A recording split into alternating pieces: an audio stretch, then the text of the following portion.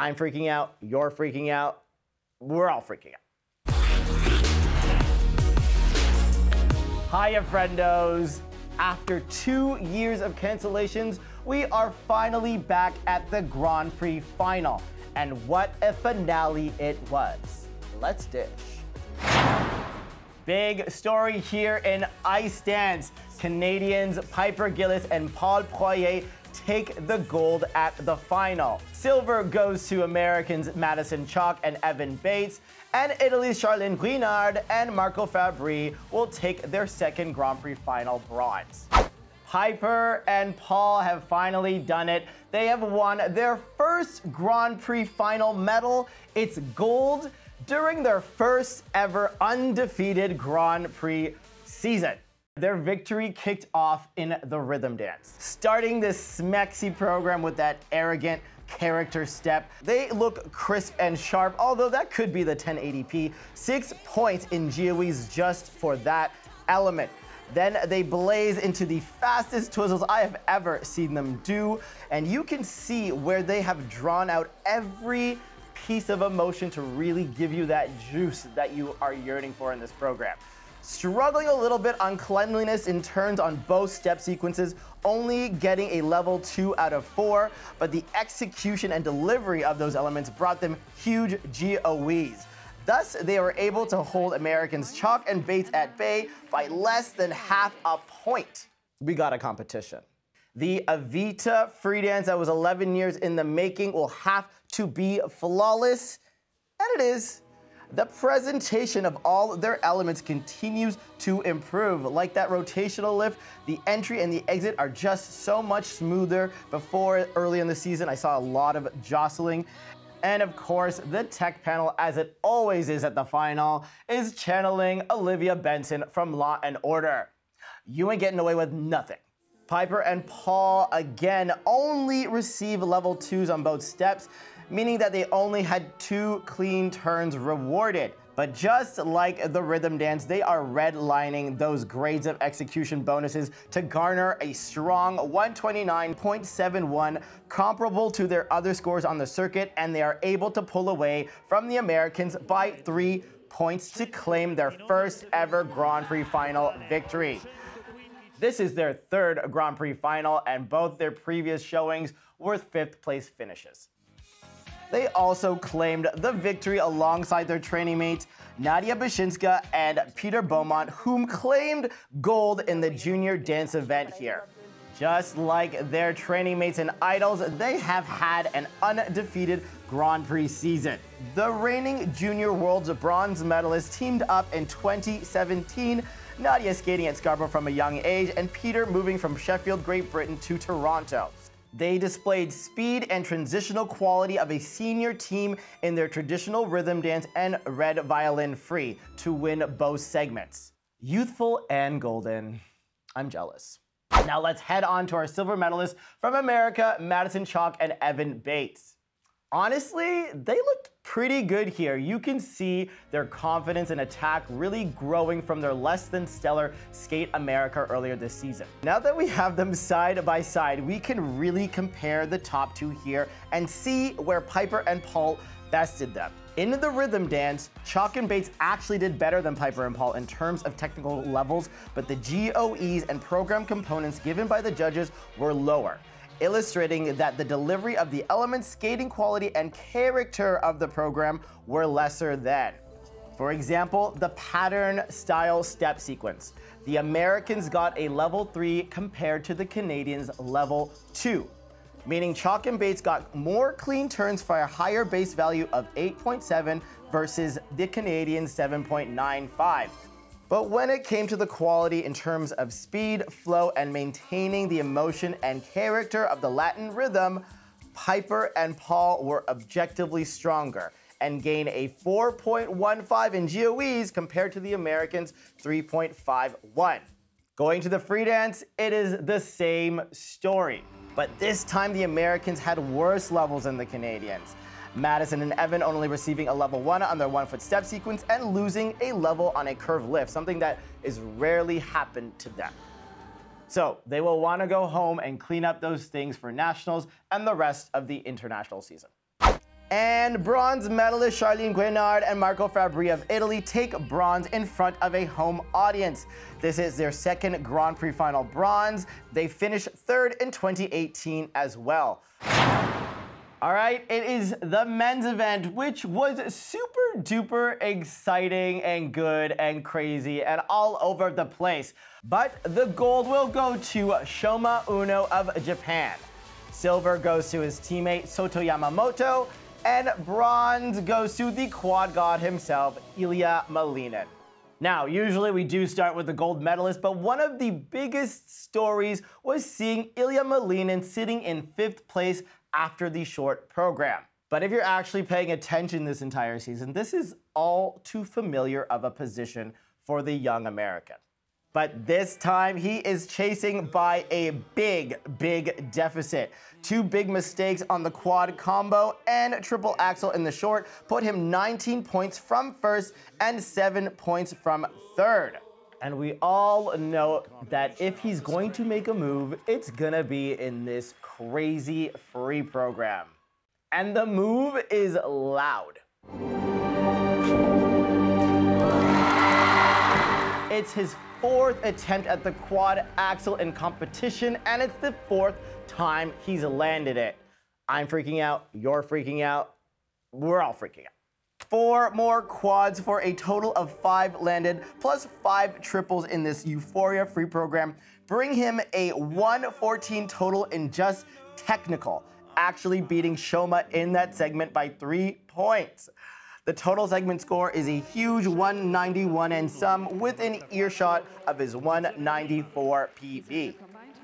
He is second in the free and comes from the depths of short program Hades to secure his first Grand Prix Final bronze. It wouldn't be enough to top the podium. That would be for Shoma Uno, and he was dialed in from beginning to end. His victory starts in the short program, where he is virtually flawless, gaining a 99.99, a season's best. Commanding the lead as he heads into the free, he delivers a calm, collected, no error, 5 quad, 2 triple axel free program with seemingly very little difficulty. But we know that's a lie, because here he is at the end of his program, exhausted and on his butt. But we are getting ahead of ourselves. Let's count them off, shall we? Quad loop on deck, quad sound, no problem, quad flip, it's just another day, quad toe, double toe, in my dreams, quad toe to end. This is probably where we saw a little bit of the work, but pulls it off.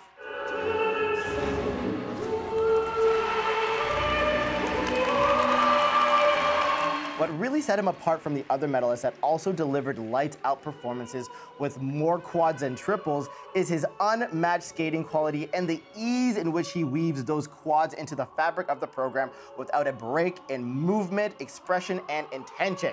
Ends with a gorgeous level 4 step sequence and spin, again not easy to do while you are swimming in a pool of lactic acid. Giving it all he's got to finally push through to that 200+ free program. And he bests his World Championship winning PB by 2 points. The 304.46 total will make him the first man to break through 300 this season, and he decimates his teammate by 30 points. So that's a lot of points, guys. That's a lot. Big reaction from skater and coach Stéphane Lembiel, who's been integral in shepherding this new era of Shoma. And fun fact, his coach won Olympic silver in this same rink in 2006. A great full circle moment for Shoma and his coach. This is his 5th Grand Prix Final medal, 2 silvers, 2 bronze, and finally, the gold. And of course, we have to talk about silver medalist Soto Yamamoto, who had an incredible weekend. He was consistent throughout, sitting in second after a clean short. He then went on to skate another clean program with a new personal best score in the free of 179.49 and a new PB in the total score with 274.35, beating Malinin by 3 points for his first medal at the Grand Prix Final. All right, the women's podium taking that gold. Mai Mihara of Japan, and silver goes to the young American Isabeau Levito, and bronze is taken by Belgium's Luna Hendricks. The short program in the women's event was looking juicy. 5 out of 6 competitors skating squeaky, clean, and only 4 points separating first to fifth place. We were setting up for a Super Smash Brothers Battle Royale-esque free program. But it was given more yikes, resulting in a very low-scoring event and a competition of who could falter the least. Let's get into it. In the end, it would be Mai Mihara who takes it, and she was my controversial pick to win. Like everybody else, the short program was solid, sublime, and honestly my fave of the night. She hits up new PB and is 1.01 points behind her training mate Kihara Sakamoto, so close to making her entire Grand Prix season golden. The free is where she can make it happen, and up to this point, we have seen no clean skates from anybody, so there is no one to challenge her but the world champion who skates after. Mihara did not come to play.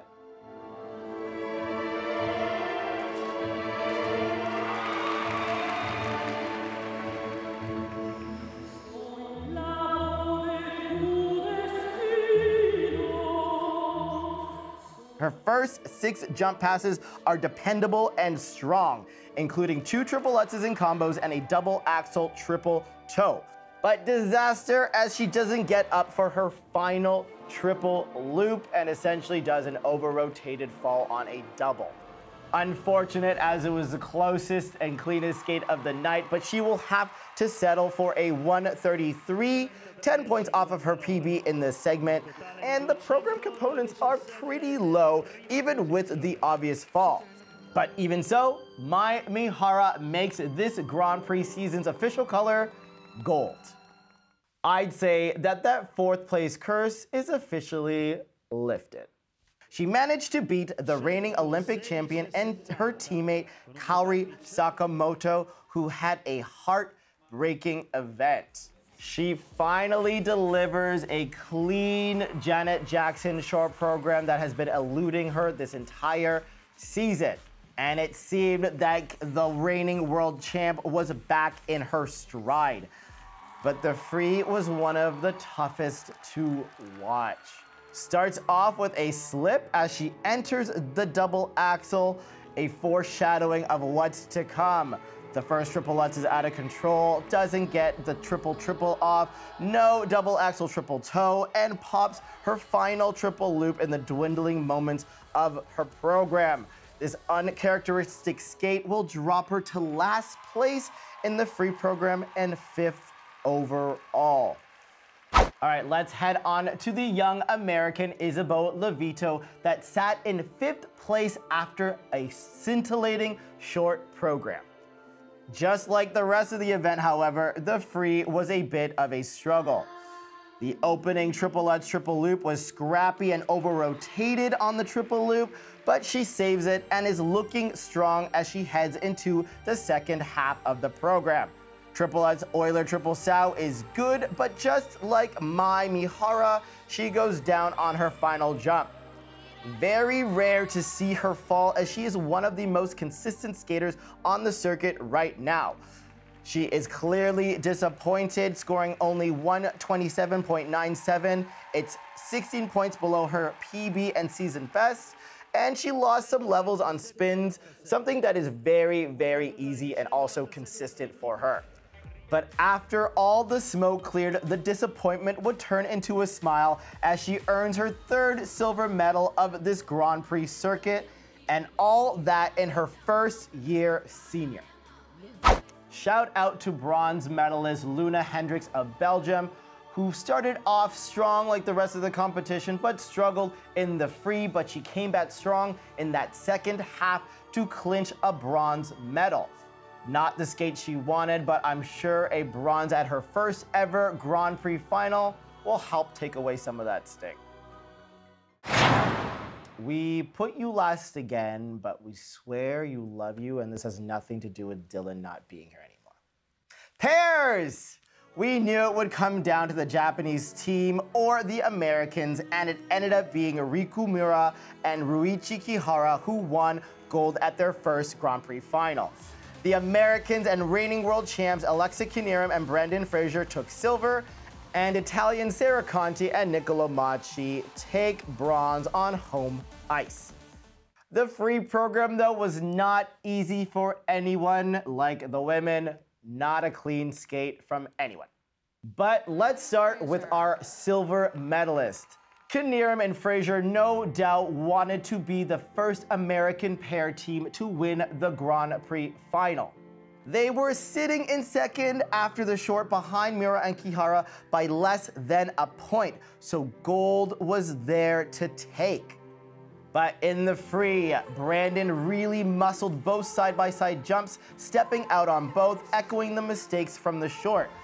Alexa, however, was solid on all her jumps, including both her throw, triple loop, and triple lutz.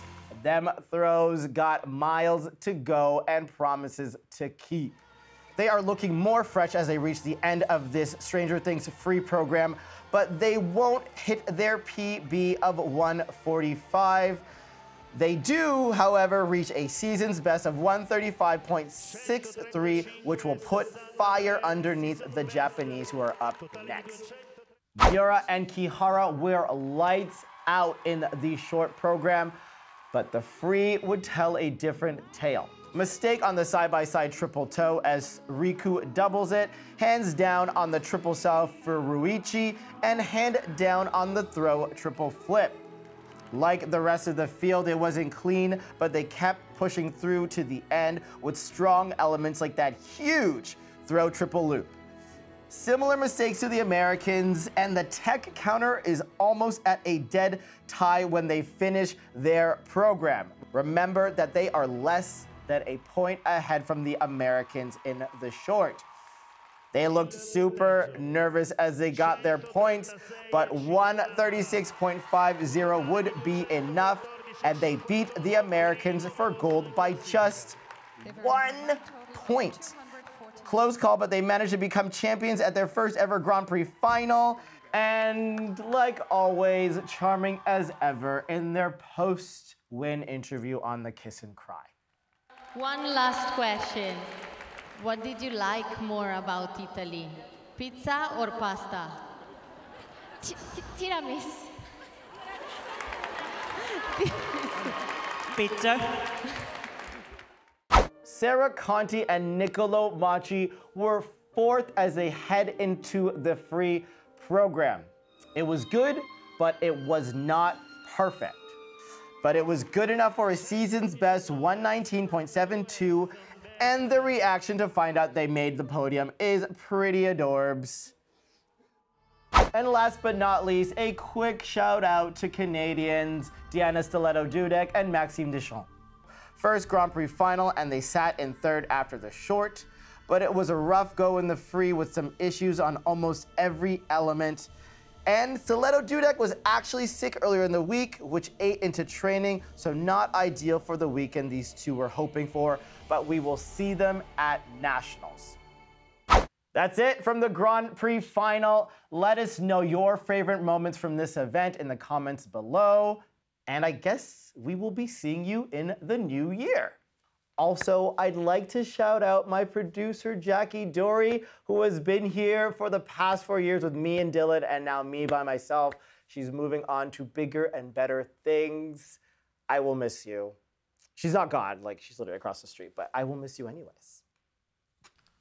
I know you loved that video. So subscribe so you don't miss anything, and watch more videos because you loved it so much.